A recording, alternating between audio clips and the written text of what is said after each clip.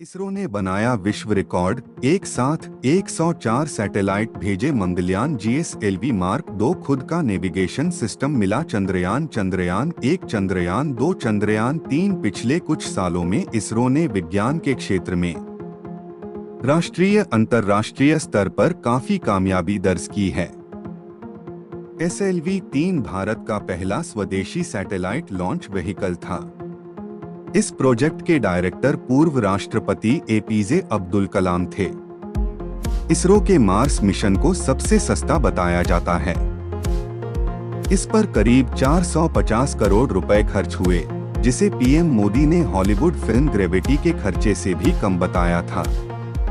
1975 में देश का पहला उपग्रह आर्यभट्ट अंतरिक्ष में भेजा गया। इसका नाम महान भारतीय खगोलशास्त्री के नाम पर रखा गया था। इस सैटेलाइट को कॉस्मोस 3M प्रक्षेपण वाहन के जरिए कास्पुतिन यान से प्रक्षेपित किया गया था।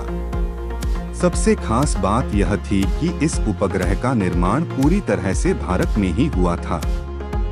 इसरो ने बनाया विश्व रिकॉर्ड, एक साथ 104 सैटेलाइट भेजे भारत के इसरो ने मेगा मिशन के जरिए विश्व रिकॉर्ड बना लिया है। PSLV के जरिए एक साथ 104 सैटेलाइट का सफल लॉन्च किया गया है।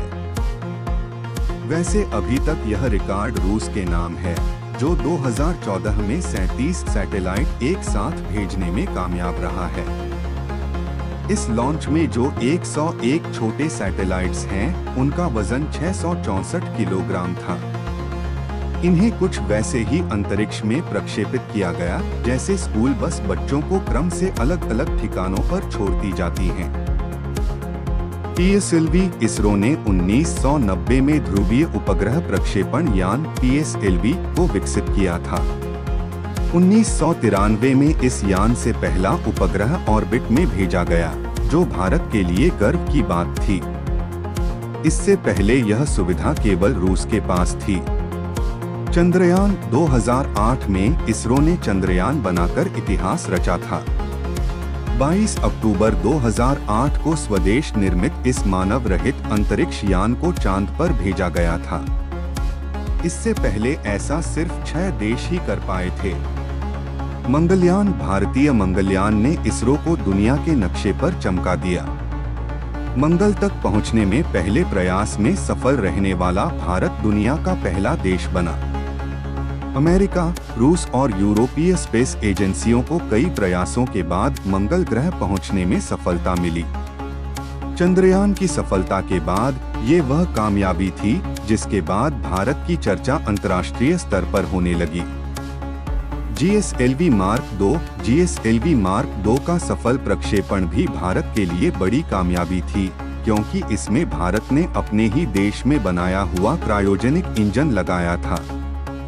इसके बाद भारत को सैटेलाइट लॉन्च करने के लिए दूसरे देशों पर निर्भर नहीं रहना पड़ा। खुद का नेविगेशन सिस्टम मिला। भारतीय अंतरिक्ष अनुसंधान संस्थान इसरो ने 28 अप्रैल 2016 भारत का 7वां नेविगेशन उपग्रह Indian reason navigation satellite system launch किया। इसके साथ ही भारत को अमेरिका के GPS सिस्टम के समान अपना खुद का नेविगेशन सिस्टम मिल गया। इससे पहले अमेरिका और रूस ने ही ये उपलब्धि हासिल की थी। इसरो के लिए 2016 रहा अहम। तकनीकी मोर्चे पर इस एक साथ 20 उपग्रह लॉन्च करने के अलावा इसरो ने अपना नाविक सैटेलाइट नेविगेशन प्रणाली स्थापित किया और दोबारा प्रयोग में आने वाले प्रक्षेपण यान RLV और स्क्रैमजेट इंजन का सफल प्रयोग किया। इस साल इसरो ने कुल 34 उपग्रहों को अंतरिक्ष में उनकी कक्षा में स्थापित किया, जिनमें से 33 उपग्रहों को स्वदेश निर्मित रॉकेट से और एक उपग्रह GSAT-18 को फ्रांसीसी कंपनी एरियानेस्पेस द्वारा निर्मित रॉकेट से प्रक्षेपित किया। भारतीय रॉकेट से प्रक्षेपित किए गए 33 उपग्रहों में से 22 उपग्रह दूसरे देशों के थे, जबकि शेष 11 उपग्रह इसरो और भारतीय शिक्षण संस्थानों द्वारा निर्मित थे। मिशन चंद्रयान 3 भारत के चंद्रयान 3 के चांद पर उतरने के बाद से ही दुनिया भर में भारत और इसरो की वाहवाही हो रही है। मिशन को लेकर कई तरह की संभावनाएं बताई जा रही हैं। चंद्रयान 3 के चांद की सतह पर सॉफ्ट लैंडिंग के बाद इसरो ने इतिहास रच दिया। दुनिया भर की मीडिया ने भारत की इस उपलब्धि को प्रमुखता से जगह दी है। कई देशों के राष्ट्राध्यक्षों ने भी भारत को बधाई दी है। यह तक पूरा देखने के लिए आपका धन्यवाद। जय हिंद, वंदे मातरम।